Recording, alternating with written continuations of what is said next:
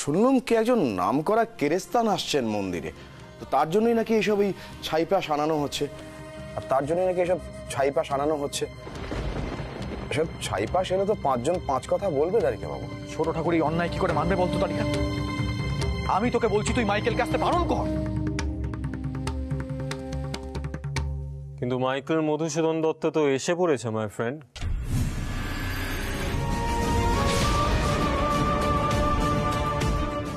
আর তাকে আটকাবে কি করে?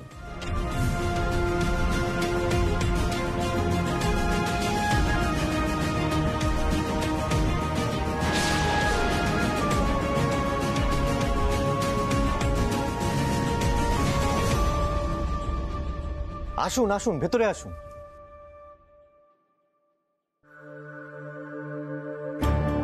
আসুন ভেতরে আসুন।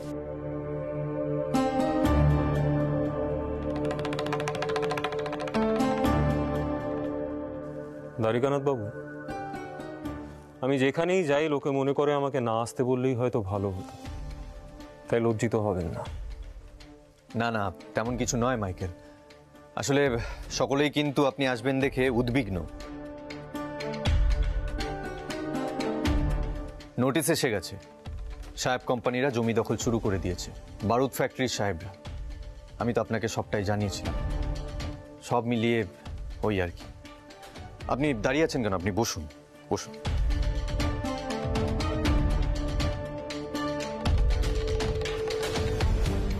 আপনার শর্ত অনুযায়ী সব হাজির। ওয়েল,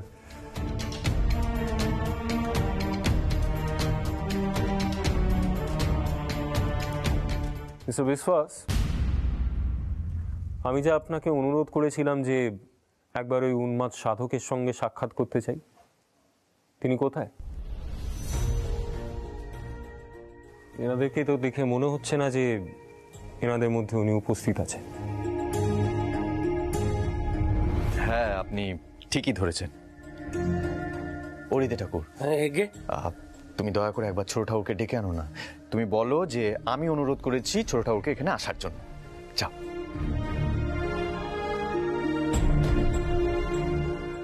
যাই।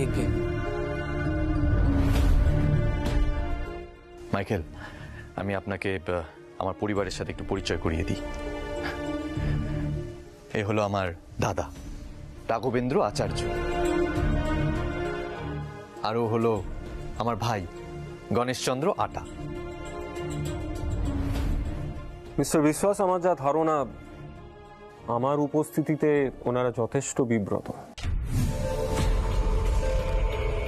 তাই শুধু শুধু ওনাদেরকে আর অস্বস্তিতে নাই বা ফেললাম। আগে না, আমাদের অস্বস্তি কেন হবে? দ্বারিকা আপনার উপর বিশ্বাস রেখেছে, আর আমরাও সেই বিশ্বাস মেনে নিতে চেষ্টা করছি। যার পদবিতেই বিশ্বাস, তিনি অবিশ্বাসী হবেনই বা কি করে?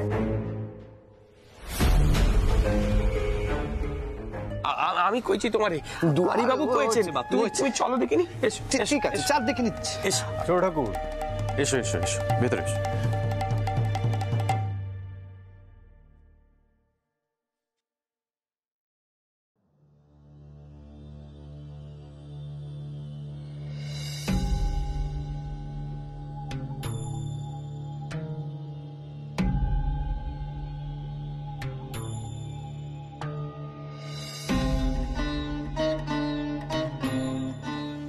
এই বুঝি সেই সাহেব উকিল, যে কিনা পদ্ম তদ্দ নেকে। তা একা দুয়ারি বাবু, আর কোনো উকিল জুটলো নে গো? শেষকালে এমন একজন দম্ম ত্যাগীকে নিয়ে এলে মায়ের গুণগান গাইতে।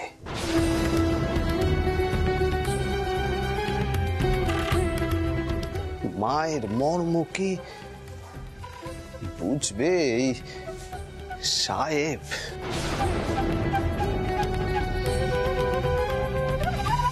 কি বলছো ছোট ঠাকুর? মাইকেল শুধুমাত্র তোমার সাথে দেখা করবে বলেই আমাকে অনেক আগে থেকে পত্র পাঠিয়ে রেখেছিলেন, আর তুমি কিনা মায়ের মর্ম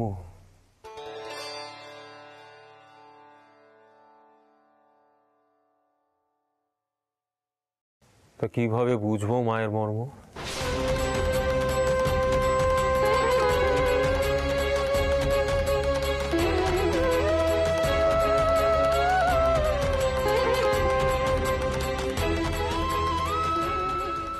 ধর্ম ত্যাগ করেছ,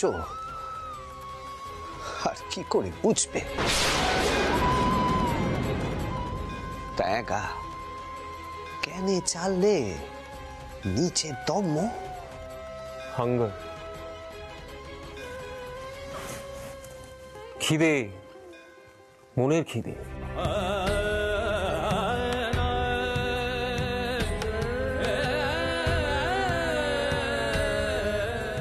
খুব অস্থির লাগতো। কি করব, সাহিত্যের সবই তো তখন ওই দিকে।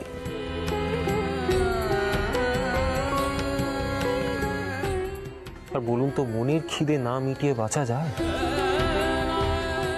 কি ধরেই বা বাঁচবো? ধর্ম মানেই তো যা ধারণ করে থাকে।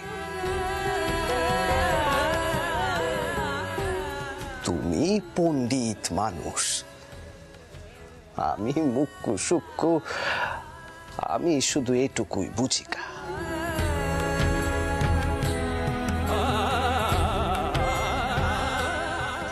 তা বলি, যে ধর্ম নিলে সেই ধর্মকে তোমাকে ধারণ করেছে।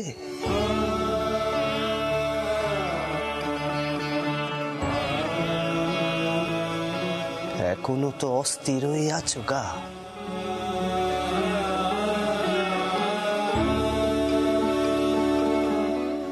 মনের খিদে মিটেছে?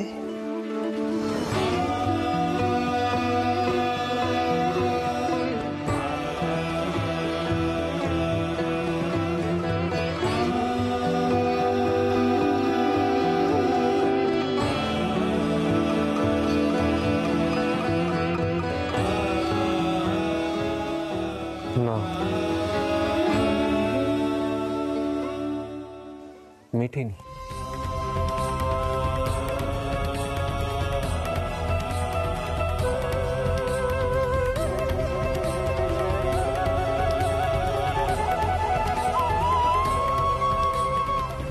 তুমি মেটাবে?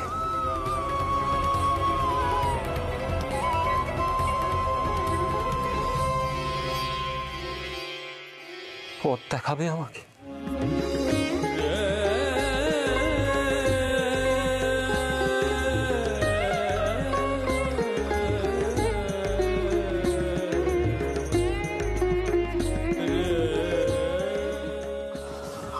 আমি কইলুম তো, আমি মুখ্য সূক্ষ্ম, আমি তোমারে কি পথ দেখাবো?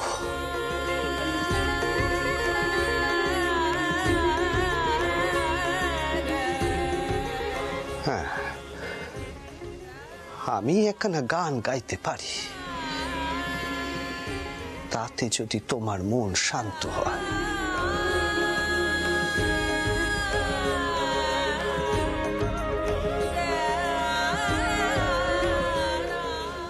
আমি তো কেবল মারে জানি, মারে চিনি, তাই মায়েরই নাম করি।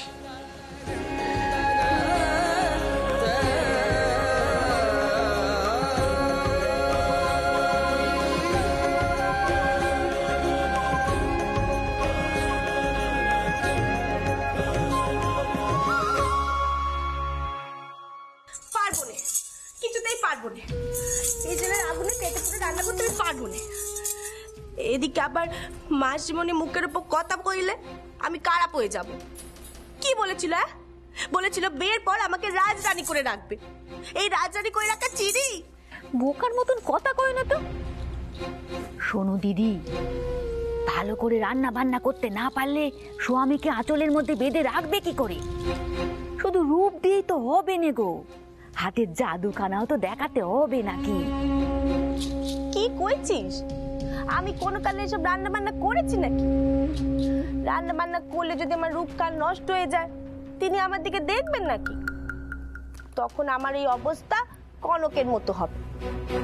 উনি বাড়ির সকলে তো সতীনের হাতে রান্না খেয়েছে, আমি ওরকম রান্নাঘাট করতে পারি? এদিকে মাসিমণি তো আবার আমার সতীনকে হেসেলে ঢুকতে মানা করেছে যে আমি তার রান্নাখানা চুরি করে নেব। দিদি, সতীন নিয়ে ঘর করছো, একটু ঢিলে দিয়েছো কি সব হারিয়ে বসে থাকতে হবে এই বলে দিলুমে। তো আমাকে রান্না করতে হবে নাকি? এই মঙ্গলে আছে কি করতে শুনি? এমন একখানা খবর তোমাকে দেব না, তোমার সব সমস্যার সমাধান হয়ে যাবে। একটু বকশিস দাও দেখি। ওরে মুখ পুরি, দিনে দিনে তো দেখছি তোর নোখ কানা খুব বাড়ছে, কথায় কথায় খুব টাকা টাকা করছিস। দাঁড়া,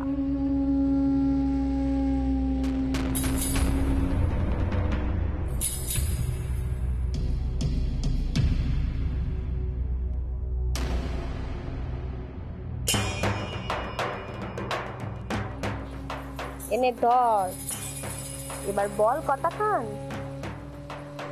দাঁড়াও,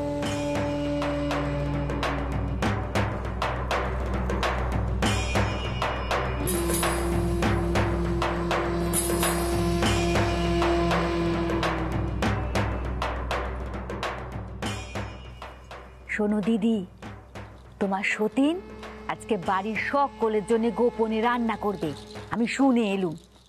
গোপনে মানে? ও রান্না শিখতে যতদিন সময় লাগে ততদিন যদি আমি লুকিয়ে রেঁধে দিই,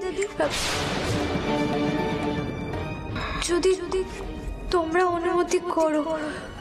তোর স্বামী শুক্তো খেতে ভালোবাসে, মাছের ঝাল খেতে ভালোবাসে, ডাল চচ্চড়ি ভালোবাসে, বুঝলি?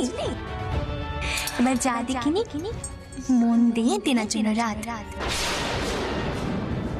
বাবা, এ তো মেঘ না চাইতে জল। শোন, তোকে কিন্তু তককে তককে থাকতে হবে, এই ছেলে নজর রাখতে হবে। ওই কনক হাত পুড়িয়ে ঘাম ঝরিয়ে রান্না করবে, আর নাম কিনবো আমি।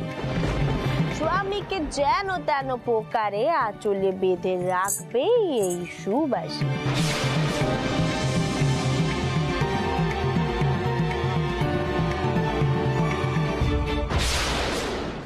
ডুব দে রে মন কালী বলে, হৃদি রত্না করে রগাদ জলে।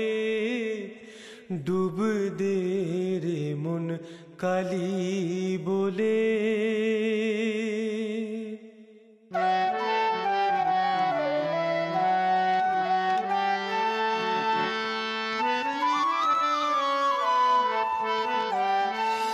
ডুব দে রে মন কালী বলে, হৃদি রত্না করে রগাদ জলে। ডুব দে রে মন কালী বলে, হৃদি রত্না করে রগাদ জলে। ডুব দে রে মন কালী বলে।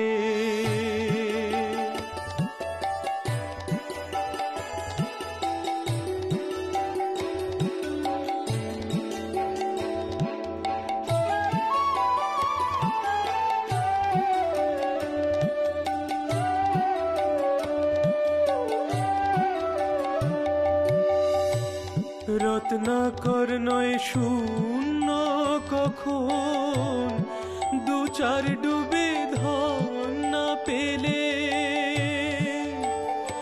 তুমি দম সামর্থ্যে এক ডুবে যাও কুলকুণ্ডলিনীর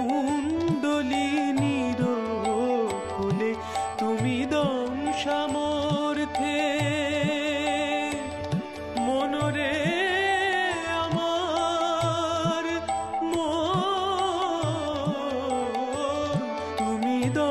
সামর্থ্যে এক ডুবে যাও কুলকুণ্ডলী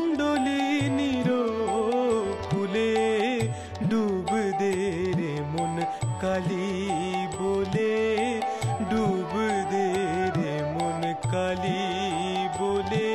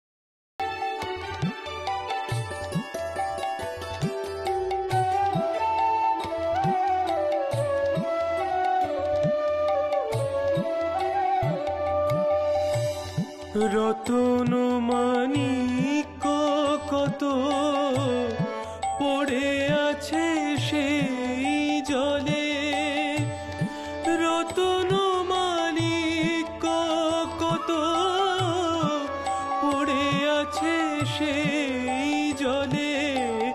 রামপ্রসাদ বলে ঝম্প দিলে মিলবে রতন ফলে ফলে। ডুব দে রে মন কালী বলে, হৃদি রত্না করে রোগার জলে। ডুব দে রে মন কালী বলে।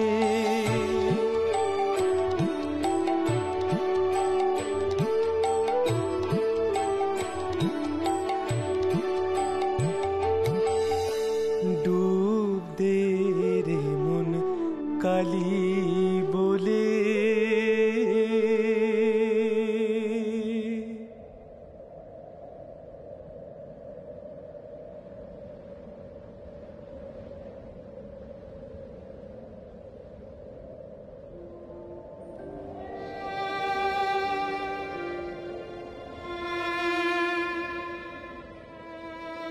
হে বঙ্গ ভাণ্ডারে তব বিবিধ রতন, তা সবে অবোধ আমি অবহেলা করি। পরধন লোভে মত্ত করিনু ভ্রমণ পরদেশে, ভিক্ষাবৃত্তি কুক্ষণে আচল। কাটাইনু বহুদিন সুখ পরিহরি, অনিদ্রায় নিরাহারে শোপিকায় না। মজিনু বিফল তপে অবরিন্নে বরি, খেলেন শৈবালে ভুলি কমল কানন। স্বপ্নে তব কুললক্ষ্মী কয়ে দিলা পরে, ওরে বাছা মাতৃকোষে রতনের রাজি। ভিখারি দশা তবে কেন তো রাজি? যা ফিরি অজ্ঞান তুই, চারে ফিরি খোলে। পালিলাম আকাশ সুখে, পাইলাম কালে কালে মাতৃভাষা রূপে খুরুন। পূর্ণমণি চালে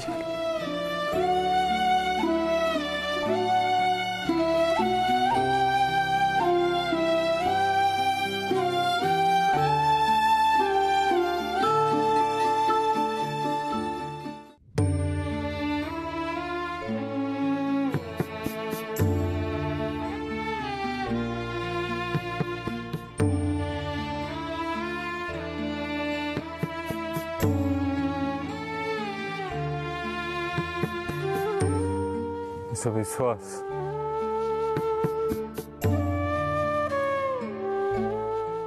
যে জায়গায় এমন রত্ন আছে সেই জায়গা কেড়ে নিতে দেওয়া যাবে না।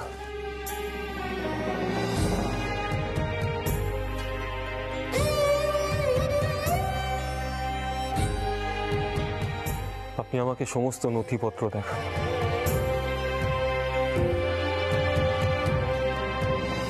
গাড়িটা সরিয়ে নিয়ে যেতে বলুন।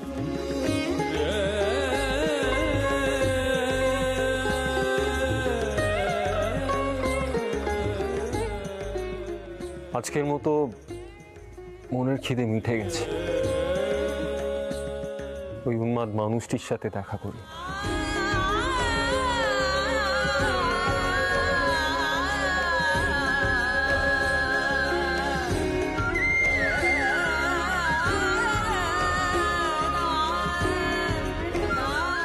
সত্যি রত্ন।